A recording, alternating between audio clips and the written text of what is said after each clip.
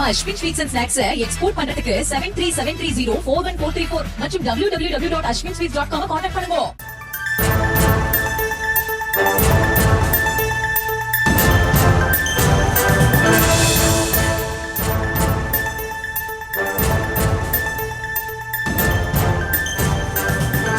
அண்மை செய்தியாக பார்த்துகிறோம்.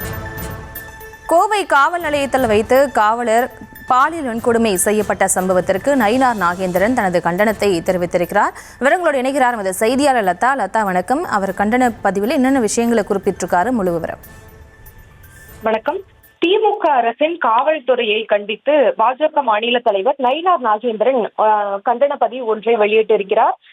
திமுக ஆட்சியில் காமுகர்களாக மாறிய காவலர்கள் என்று குறிப்பிட்டு அந்த பதிவை அவர் வெளியிட்டிருக்கிறார்.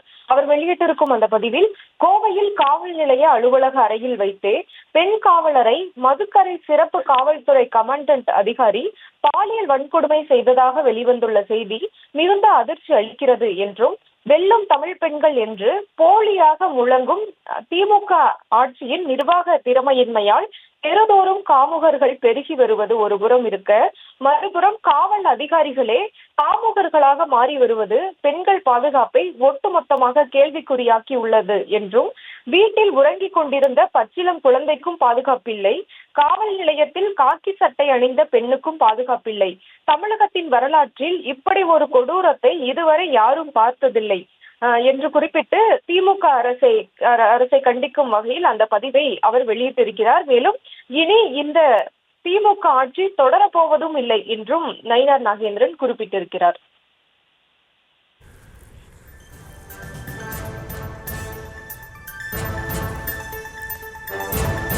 விவரங்களுக்கு நன்றி லதா.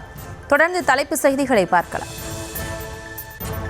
நம்ம Ashwin sweets and snacks export பண்றதுக்கு 7373041434 மற்றும் www.ashwinsweets.com கான்டாக்ட் பண்ணுங்க.